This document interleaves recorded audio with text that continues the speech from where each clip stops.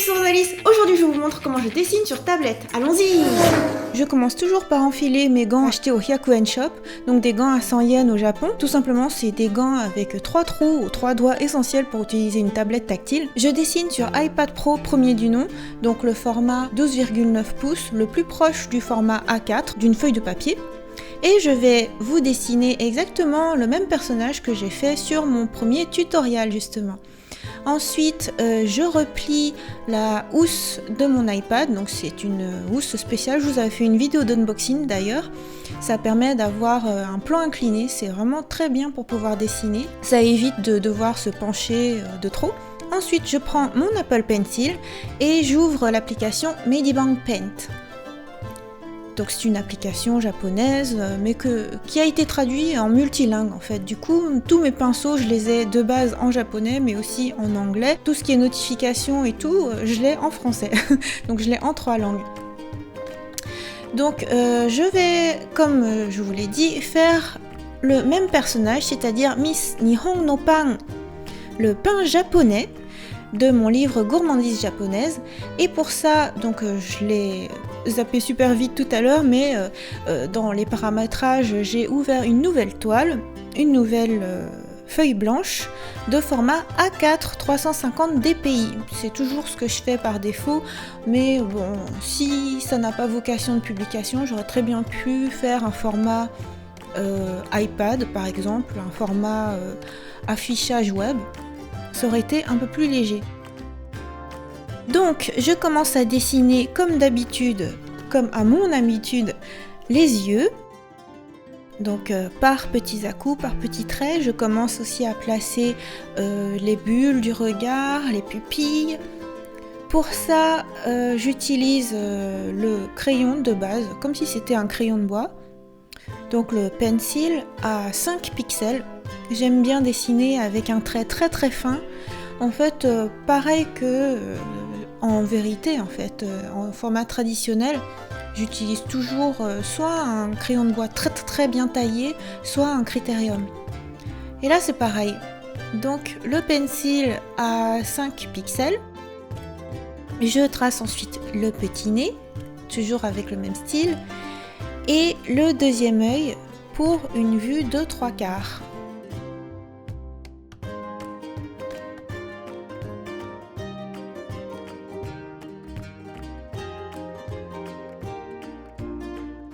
Alors techniquement, je pourrais dessiner dans exactement le même temps sur papier que en numérique.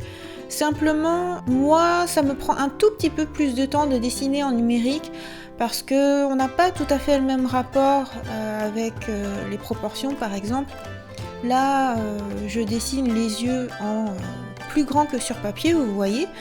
Donc j'aurais tendance à faire un peu plus attention aux moindres traits, aux moindres détails, mais j'aurais pu dessiner en tout petit et faire quelque chose de plus rapide. Mais enfin voilà, c'est à la fois l'avantage et l'inconvénient du numérique, c'est qu'on peut zoomer à l'infini et donc on peut y apporter un maximum de détails autant qu'on en a envie. Donc moi ce que j'aime bien faire en l'occurrence, pour ce qui est des détails du visage, pour ce qui est des yeux, travailler en zoom et ensuite pour le reste du corps travailler à peu près en taille réelle. Mais bon, donc là on est en zoom, j'ai zoomé tout à l'heure avec 2 doigts et voilà, donc j'ai travaillé les 2 yeux, le nez, je place le sourire. Voilà, je prends le temps un petit peu de m'écarter pour voir ce que ça donne parce que vraiment le rapport est un petit peu différent, mais on peut toujours voir les proportions.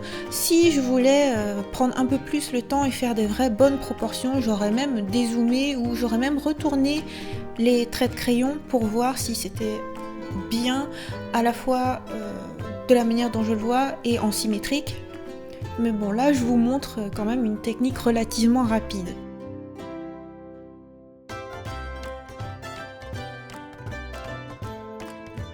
Voilà, donc je finalise les détails du visage. Et ça me convient bien, donc on va pouvoir passer à la suite. Donc encore une fois, je fais un visage plutôt arrondi. Mon style est vraiment résolument manga, hein, c'est totalement assumé, c'est d'influence manga. Mais à la fois c'est arrondi, petit, mignon.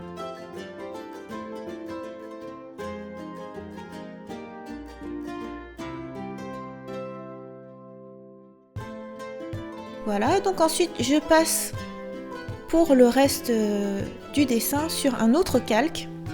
Voilà l'avantage quand même du dessin numérique, en plus du undo évidemment, de pouvoir refaire chaque chose. Même si je le fais au minimum, hein, vous voyez que depuis le début, j'ai jamais fait de undo.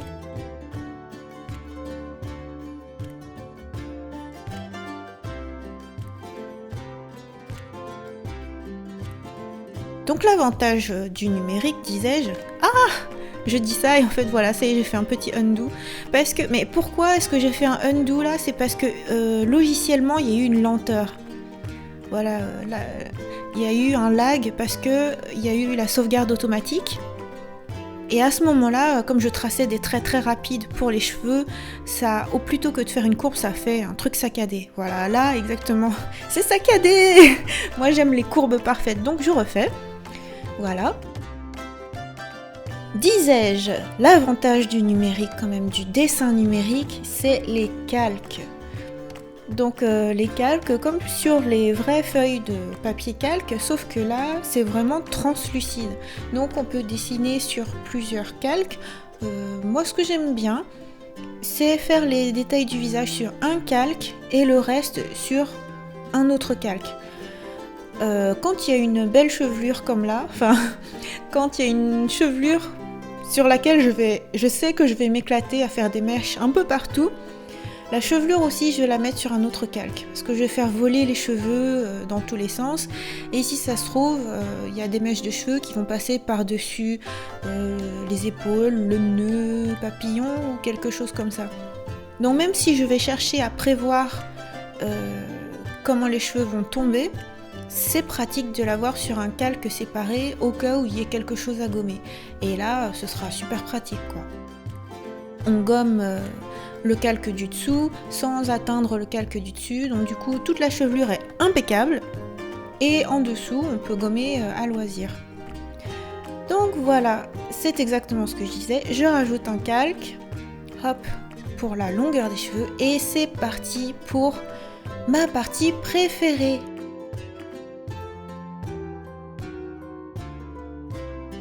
Alors le seul détail aussi, c'est que sur papier, il n'y a jamais de lag, il n'y a jamais de lenteur. Donc pour la longueur des cheveux, je peux faire des traits beaucoup plus longs et plus rapides. En un seul coup, paf, je traverse la feuille de toute sa longueur. Ici, comme je disais, ça a un petit peu tendance à avoir une vitesse de calcul. Donc je travaille un tout petit peu différemment, je fais des traits, disons, moitié plus courts que ce que je ferais en temps normal. Ce qui fait que, vous le verrez par rapport au dessin original, je vais faire beaucoup plus d'ondulations aux cheveux. Mais bon, ça me fait très plaisir, hein. C'est vraiment quelque chose que j'adore faire. Quelque part, je trouve que c'est plus joli même que sur le dessin papier où j'ai fait des cheveux qui certes ne sont pas complètement raides, mais un tout petit peu dans le vent. Là, vous le verrez, sur le résultat numérique, ce sera beaucoup plus ondulé. Et voilà, je trouve que c'est plus moderne comme rendu. Tout à l'heure, vous avez peut-être vu, pendant que j'étais en train de vous raconter plein de choses, j'ai fait exactement ce que j'ai dit, c'est-à-dire que j'ai fait la mèche de cheveux sur la droite et j'ai gommé sur le calque du dessous les petits détails de nœuds qui passaient sous les cheveux. Voilà, c'est vraiment super pratique. Rien que pour ça, dessiner en numérique, c'est un confort incroyable. Voilà, ensuite, exactement comme pour le dessin sur papier, comme je vous le disais, je me concentre un peu plus sur le dessin du visage et des cheveux, bien sûr. Donc le reste du corps, je vais le faire un petit peu rapidement, juste quelques traits pour que ce soit pas une tête flottante, mais un personnage à part entière. Mais voilà, je vais pas chercher à trop détailler ça non plus. Donc le petit costume d'écolière, les petites épaules. Cette fois-ci, je vais quand même tracer un tout petit peu plus aussi les vêtements, enfin je veux dire les plis des vêtements. Voilà, parce que la pression du stylet de l'Apple Pencil sur l'iPad est vraiment bien reconnue. Donc là, je peux faire des tout petits traits presque invisibles sans avoir peur que quand ma main passera dessus, ça va tout baver. Voilà. Donc je rajoute un tout petit peu plus de traits que je le ferais sur un dessin crayon de bois sur papier. Ensuite, je passe donc autour du crâne. Bon voilà, là je l'ai faite un tout petit peu trop alien, avec un crâne immense. Donc voilà, undo. Et voilà, je recommence. Ah! Bon voilà, parfois l'iPad est en train de sauvegarder à mon insu. Bon, c'est pour mon bien, hein, parce que si jamais il y avait un gros bug ou je sais pas, plus de batterie ou quelque chose comme ça, au moins il y a une sauvegarde qui a été faite au préalable. Donc voilà, c'est un mal pour un bien.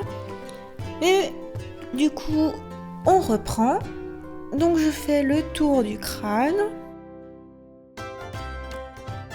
Et c'est la suite du plaisir, c'est la suite du grand bonheur de la grande chevelure. Alors c'est parti pour de beaux traits.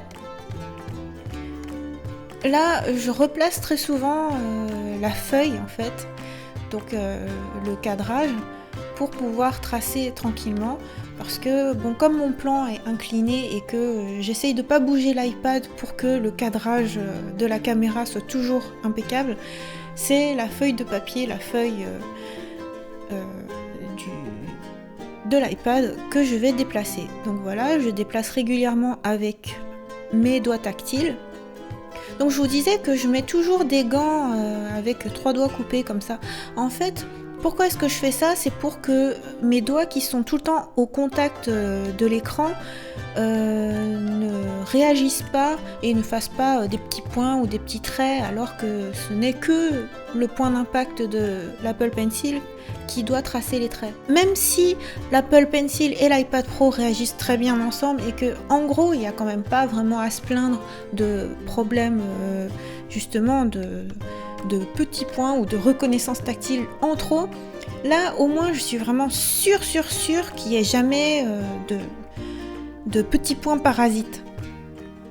Donc voilà, pour ça c'est merci les gants du Hyaku Shop. Ensuite, je reprends les petits détails des yeux. Donc là, je trace des petits rayons et comme je le disais tout à l'heure, je peux faire des traits d'une finesse en termes de pression du crayon. C'est super agréable. Donc voilà les petits rayons, des petites bulles, un petit début d'ombrage, de mise en relief pour que ce soit plus joli, plus mignon que juste un croquis avec quelques traits. Donc voilà, d'une manière super simple, comment est-ce que j'apporte un peu plus d'expressivité et de profondeur au regard. Je trouve vraiment que c'est la partie la plus importante chez un personnage.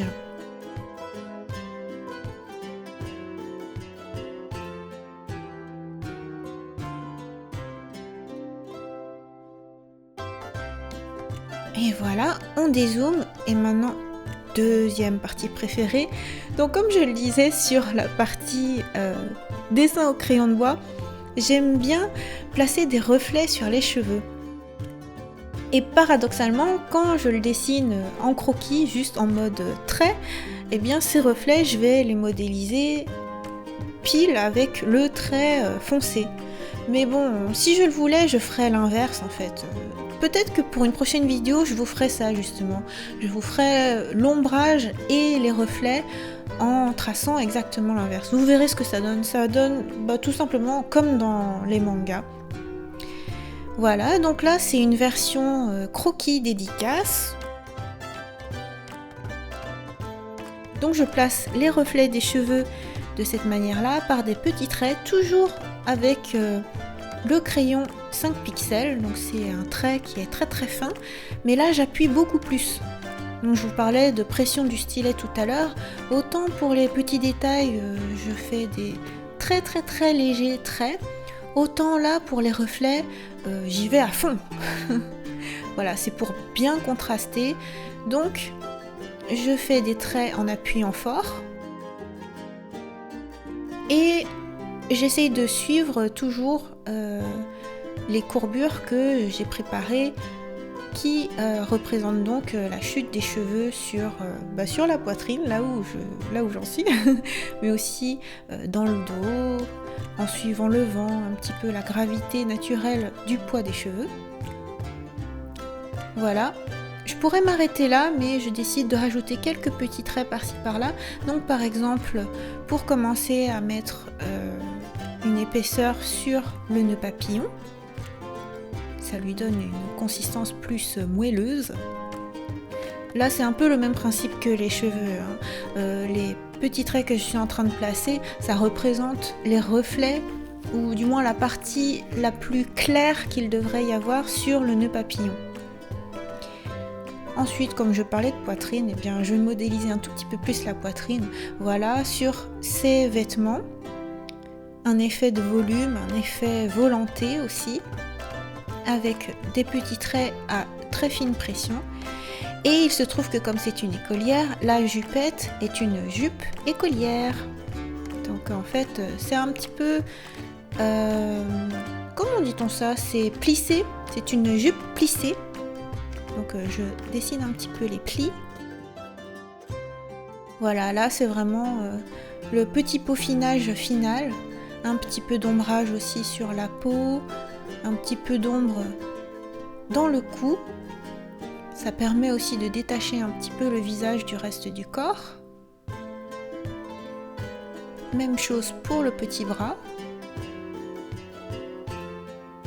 Que reste-t-il à faire? Que reste-t-il?